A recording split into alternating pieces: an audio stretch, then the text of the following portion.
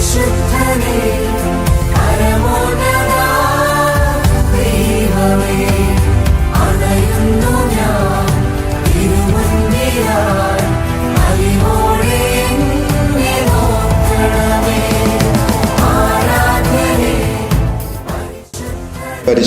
പരമ ദിവ്യകാരുണ്യത്തിന് എന്നേരവും ആരാധനയും സ്തുതിയും പുകഴ്ചയും ഉണ്ടായിരിക്കട്ടെ.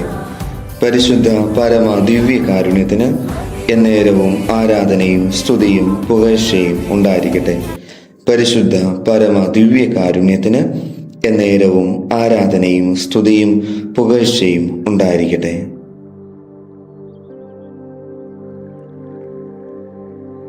ദിവ്യകാരുണ്യ ഈശോയിൽ ഏറെ സ്നേഹിക്കപ്പെടുന്നവരെ, അഖണ്ഡ ആരാധനയുടെ 34-ാം ദിവസത്തിലേക്ക് നമ്മൾ ഇന്ന് പ്രവേശിച്ചിരിക്കുകയാണ്.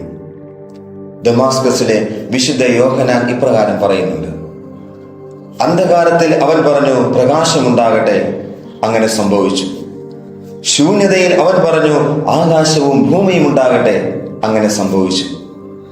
അവൻ തന്നെ തൻ്റെ കരങ്ങളിൽ അപ്പം എടുത്തുകൊണ്ട് പറഞ്ഞു, ഇതെൻ്റെ ശരീരമാണ്. പാനപാത്രം എടുത്തുകൊണ്ട് പറഞ്ഞു, ഇതെൻ്റെ രക്തമാണ്.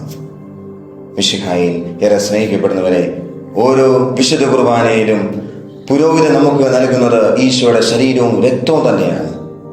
അവിടെ യഥാർത്ഥത്തിൽ പുരോഹിതനല്ല ബലിയർപ്പിക്കുന്നത്, മറിച്ച് യഥാർത്ഥ നിത്യപുരോഹിതനായ ഈശോ തന്നെയാണ് അവിടെ ബലിയർപ്പിക്കുന്നത്. ഈശോ തന്നെ നമുക്ക് നൽകുന്നത് തൻ്റെ ശരീരവും രക്തവും തന്നെയാണ്. പ്രിയമുള്ളവരെ, ഈ ഒരു ബോധ്യം നമുക്കുണ്ടാകട്ടെ. നാം സ്വീകരിക്കുന്നത് വെറുമൊരു ഗോതമ്പപ്പമോ മുന്തിരി വീഞ്ഞോ അല്ല, മറിച്ച് ഈശോയുടെ ശരീരവും രക്തവും തന്നെയാണ്. ഈ ദിവ്യകാരുണ്യ ഈശോയോട്, ഈ തിരുശരീരത്തോടും തിരുരക്തത്തോടും നമുക്ക് ഒരു ഒട്ടിച്ചേർക്കല് ആവശ്യമാണ്.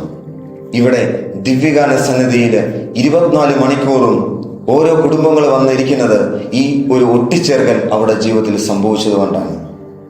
അവരുടെ സമയവും അവരുടെ ആരോഗ്യവും അവരുടെ ശബ്ദവും എല്ലാം ഈശോയ്ക്ക് വേണ്ടി അവർ നൽകുകയാണ്. കാരണം അവരുടെ ജീവിതത്തിൽ ഒരു ഒട്ടിച്ചേർക്കൽ സംഭവിച്ചു കഴിഞ്ഞു.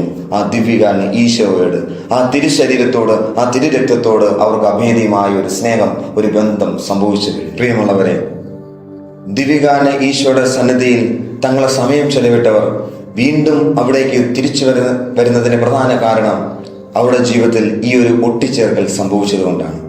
നമ്മുടെ ജീവിതത്തിലും ദിവ്യകാരുണ്യ ഈശോയോട് അഭേദ്യമായ ഒരു ബന്ധം ഉണ്ടാകട്ടെ. ദിവ്യകാരുണ്യ ഈശോ നമ്മളെല്ലാവരെയും സമൃദ്ധമായി അനുഗ്രഹിക്കട്ടെ. നമ്മുടെ കർത്താവ് ഈശോ മിശിഹായുടെ കൃപയും പിതാവായ ദൈവത്തിന്റെ സ്നേഹവും പരിശുദ്ധാത്മാവിന്റെ സഹവാസവും നമ്മെല്ലാവരോടും കൂടെ ഉണ്ടായിരിക്കട്ടെ, ഇപ്പോഴും എപ്പോഴും എന്നേക്കും. ആമേൻ. ദിവ്യകാരുണ്യത്തിൻ മുൻപിൽ തെളിയാത്ത പാതകളില്ല.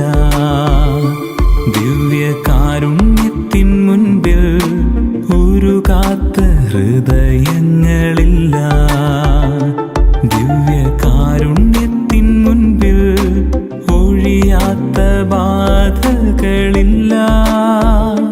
ദിവ്യകാരുണ്യത്തിൻ മുൻപിൽ ചൊരിയാത്ത കൃപകളുമില്ല. ആരാധിച്ചിടാം, താണവണങ്ങിടാം, ആശ്രയിച്ചിടാം ദിവ്യകാരുണ്യം.